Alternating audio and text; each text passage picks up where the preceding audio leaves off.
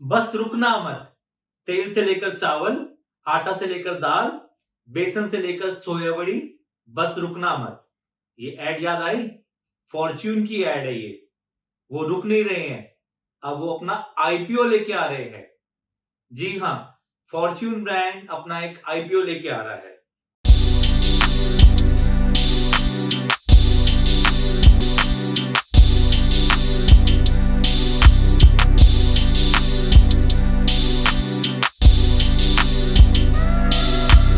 हाय, मैं हूं मोहित Punjal from directorsinvestments.com। इस वीडियो के थ्रू मैं आपको ब्रीफ करूंगा about Adani Wilmar IPO. Adani Wilmar अपना एक आईपीओ लेके आ रहे हैं। 4,500 करोड़ रुपए का आईपीओ है। अदानी विल्मार क्या है? अदानी विल्मार एक ज्वाइंट वेंचर है between Adani group and Wilmar. Wilmar is a Singapore based company जिनका मेन स्पेशलाइजेशन है food and essential food products. इनका एक ही बहुत बड़ा ब्रांड है, वो है फॉर्च्यून। फॉर्च्यून जिसका ऑयल आता है, जिसका आटा आता है, जिसका बेसन आता है, जिसकी दालें आती हैं, और essential commodities which are used in day to day kitchen. ये सब अदानी विल्मार ग्रुप का ब्रांड के अंदर आते हैं। अदानी विल्मार जो है ये अब इन्होंने सोचा कि बहुत एक्सपैंड कर लिया, now they are coming up with an IPO. कैसे एक्सपैंड किया इन्होंने? इनका पूरे इंडिया में प्रेजेंस है। पूरे इंडिया में हर स्टेट में, हर यूनियन टेरिटरी में इनका स्ट्रॉन्ग होल्ड है। 16 लाख तो इनके रिटेल आउटलेट्स हैं। अगर आप कंपनी के बारे में सुनेंगे तो आप हैरान रह जाएंगे कि कंपनी के 22, जी हां, कंपनी के 22 मैन्युफैक्चरिंग प्लांट्स हैं अक्रॉस 10 डिफरेंट स्टेट्स। कंपनी के पास 18 रिफाइनरीज है। 18 रिफाइनरीज किसकी? जो कि रिफाइंड ऑयल बनाती है। एंड 10 क्रशिंग यूनिट्स है for crushing all those different ingredients to make the refined oil. Company की जो मुंद्रा रिफाइनरी है वो सबसे बड़ी है। अगर आप मुंद्रा रिफाइनरी की स्पेसिफिकेशन सुनेंगे तो आप हैरान रह जाएंगे। 5,000 मेट्रिक टन हर रोज का रिफाइंड ऑयल वो प्रोड्यूस करते हैं। एंड आप हैरान होंगे कि वो भी उनको कम पड़ता है। उन्होंने एज ऑन 31 मार्च 2021 तक 28 एडिशनल टोलिंग यूनिट्स लिए हुए हैं लीज पे टू प्रोड्यूस ऑयल, क्योंकि इनका जो सबसे बड़ा स्ट्रॉन्ग होल्ड है वो फॉर्च्यून का ऑयल है। अदर प्रोडक्ट्स हैं अवेलेबल, बट फॉर्च्यून का जो मेन स्ट्रॉन्ग होल्ड है वो है oil. Now they are coming up with an IPO. अब हम जानते हैं ये इंडस्ट्री के बारे में। अदानी एंड विल्मार ये क्या है? Adani you know is one of the leading business tycoons of India. इनके बहुत सारे बिजनेसेस हैं, transportation, logistic, power, utility, ports etcetera. And Wilmar is one of the leading Asia's agribusiness. ये अगर आप देखें सिंगापुर एक्सचेंज में it was one of the largest companies which was listed in the agri division. So इन दोनों ने combine किया and they have started and produced and made this brand a huge success. Now they have come up with an IPO. हम जानना चाहते हैं कि क्या इस सेगमेंट में पैसा लगाना चाहिए?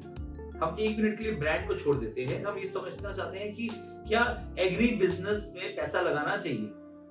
जो एसेंशियल कमोडिटीज आप डे टू डे अपनी रोजाना आप खाते हैं, क्या उस वाले प्रोडक्ट्स में आपको पैसा लगाना चाहिए फॉर लॉन्ग टर्म गोल्स? उसको अंडरस्टैंड करने से पहले हम समझते हैं कि इंडस्ट्री कैसे ग्रो करेगी। ये एग्री बिजनेस जो है, ये इंडस्ट्री का ग्रोथ प्रोस्पेक्ट कैसा है इंडिया में? एफएमसीजी सेक्टर जो है वो इंडियन इकोनॉमी का 4th लार्जेस्ट कंपोनेंट है। आप समझ सकते हैं कितना बड़ा शेयर है। एफएमसीजी इंडिया में 15% से ग्रो कर रहा है हर साल। 2020 में ये $110 बिलियन की इंडस्ट्री थी, जो कि एक्सपेक्टेड है 2025 में 5 साल में 220 होने के लिए, विच मीन्स डबल। तो कितना बड़ा ग्रोथ प्रोस्पेक्ट है एफएमसीजी का। प्रोसेस्ड फूड का जो मार्केट है वो इंडिया में आज की डेट में है 263 बिलियन डॉलर की, जो कि एक्सपेक्टेड है 470 बिलियन डॉलर की होने के लिए इन 2025, which is an obnoxious number. So कहीं ना कहीं जो कंपनीज एग्री बिजनेस में हैं, उनका एक बहुत बड़ा रोल है इस ग्रोथ में, एफएमसीजी की ग्रोथ में। एंड अगर हम एफएमसीजी को डिवाइड करें तीन पार्ट्स में, एफएमसीजी तीन पार्ट्स में डिवाइड करते हैं, तो एक होता है फूड एंड बेवरेजेस, एक है health care, and third is house hold and personal care.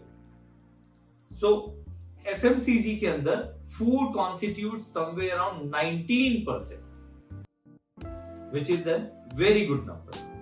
जानते हैं कुछ स्ट्रेंथ अदानी विल्मर ग्रुप के। इनका सबसे बड़ा स्ट्रेंथ है इन दोनों का नाम।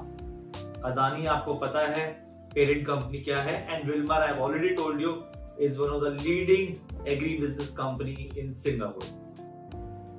अदानी विल्मर का जो ब्रांड है फॉर्च्यून, उसके अंदर जो फॉर्च्यून ऑयल है उसका मार्केट शेयर सुनेंगे तो आप हैरान रह जाएंगे। कितना? 20% among all the edible oils in India, 20%। तो आप सोच सकते हैं कितना बड़ा मार्केट शेयर है। इनके कितने ऑयल हैं आप सुनेंगे तो हैरान रह जाएंगे। सोया oil, mustard oil, groundnut oil, sunflower oil, cotton seeds oil, पता नहीं कितने सारे ऑयल। इनका अदर बिजनेस भी बहुत स्ट्रॉन्ग है।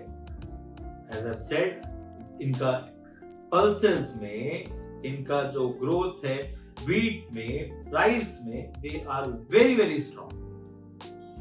एक आपको हैरानी होगी कि ये इंडस्ट्रियल केमिकल्स और इंडस्ट्रियल एसेंशियल्स में भी इनका बहुत बड़ा स्ट्रॉन्ग होल्ड है।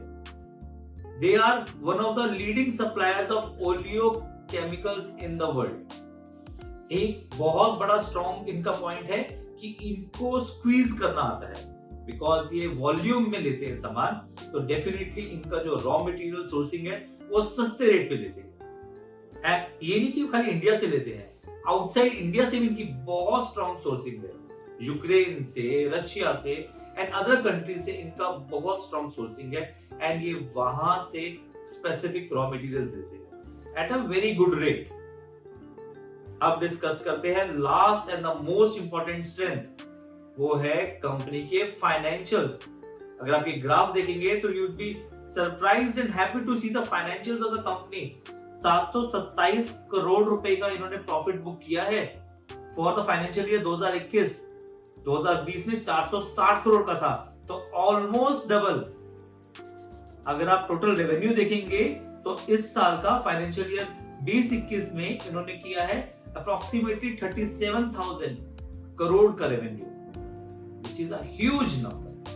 तो आप समझ सकते हैं कि कंपनी के फाइनेंशियल्स अच्छे हैं, कंपनी के प्रॉफिट आफ्टर टैक्स बहुत अच्छा है, तो ये एक बहुत बड़ा स्ट्रेंथ है। नाउ हम एनालाइज करते हैं कुछ important risk factors of this group. एक सबसे बड़ा रिस्क फैक्टर है इनका डिपेंडेंस ऑन ऑयल। देखिए, जैसे ही एक बास्केट में डिफरेंट चीजें होनी चाहिए, इनके पास भी डिफरेंट चीजें हैं। वो ऐड भी चलाई इन्होंने, बस रुकना मत, बट ये इनका ये रुके हुए हैं सबसे ज्यादा अपने ऑयल के ऊपर। इनका जो मेन फोकस है वो है ऑयल। 2020 में इनका जो ऑयल डिपेंडेंस था वो था 79%। 79% of the overall revenue comes from oil, जो कि 2020-21 में बढ़ के हो गया 82%। तो इनका डिपेंडेंस ऑन ऑयल कम नहीं हो रहा, बढ़ रहा है। इनका दूसरा रिस्क फैक्टर है कि इनका एक जो ये रॉ मटेरियल लेते हैं डिफरेंट कंट्री से लेते हैं, जिसमें प्रेडोमिनेंटली रशिया है, यूक्रेन है, अर्जेंटीना है एंड डिफरेंट अदर कंट्रीज हैं। सो कहीं ना कहीं से अगर रॉ मटेरियल में कुछ कंट्री स्पेसिफिकेशन रूल्स चेंज होते हैं या कुछ कंट्रीज में अनरेस्ट होता है, तो इनके रॉ मटेरियल में इंपैक्ट आएगा। सो वो कहीं ना कहीं इनके प्रोडक्शन में इंपैक्ट करता है। इनका जो प्रोडक्शन है, they are one of the leading producer of castor oil and oleo chemicals worldwide. किसी कंट्री के कुछ चेंजेस होते हैं लॉज या कुछ कैश फ्लोज में चेंजेस होते हैं तो इनके रेवेन्यू में इंपैक्ट आ जाता है। सो ये एक और बहुत बड़ा कंसर्न। इनके कुछ पीयर्स भी हैं लिस्टेड, अगर आप ये देखेंगे ये पीयर जो लिस्टेड है ये भी एक बहुत बड़ा कंपटीशन दे रहे हैं। अगर आप देखेंगे हिंदुस्तान लीवर है, ब्रिटानिया इंडस्ट्रीज है, टाटा कंज्यूमर प्रोडक्ट्स है, डाबर है, मैरिको है, इन सबकी जो अर्निंग है they are also very good. Hindustan Lever की अगर टोटल अर्निंग सुनेंगे तो आप हैरान रह जाएंगे। It's 47,000 crore which is a very huge number. उनका प्रॉफिट आफ्टर टैक्स है around 8,000 crore which is again a huge number. So कहीं ना कहीं इनके पास कंपटीशन बहुत बड़ा है। मैं मानता हूं कि इनका फॉर्च्यून ऑयल में 20% होल्डिंग है in India, but otherwise competition बहुत बड़ा है। अब हम जानते हैं कि ये पैसा क्यों रेज कर रहे हैं through this IPO. Approximately 1900 crore रुपए जो है that is being utilized for different capital expenditure. Approximately 1170 crore जो है वो ये रीपे करेंगे कुछ debts which are already there in their books. Approximately 500 crore रुपए ये यूज करेंगे for general corporate purpose and for acquisition also. इनका कुछ एक्विजिशन की इनके माइंड में है तो they will acquire that also through the money raised through this IPO. अब मैं आपको फाइनल व्यू पॉइंट बताता हूं अपना। ये मेरा अपना व्यू पॉइंट है, ये आपके ऊपर बाइंडिंग नहीं है। आपका अपना डिसीजन रहेगा कि आपको इन्वेस्ट करना है इस आईपीओ में या नहीं। ये एक एजुकेशनल पर्पस के लिए मैंने आपको वीडियो बनाई है। मेरे हिसाब से आपको इस आईपीओ में इन्वेस्ट करना चाहिए फॉर लॉन्ग टर्म गेन्स। जी हाँ, for long term gains. Listing gains तो अपने आप ही आ जाएगा बिकॉज ब्रांड नेम इतना स्ट्रॉन्ग है तो लिस्टिंग गेन्स तो अपने आप ही आ जाएगा। बट इसको रखिए आप 4-5 साल रखिए इस स्टॉक को अपने पास, निकालिए ना। बहुत अच्छा स्टॉक है, बहुत अच्छा ग्रोथ प्रोस्पेक्ट है। So consider this IPO for long term gains and definitely for listing gains. For more information, please visit my website www.directorsinvestments.com. आप इन सोशल मीडिया प्लेटफॉर्म से भी मेरे साथ जुड़े रह सकते हैं। Please like and subscribe my YouTube channel. Thank you.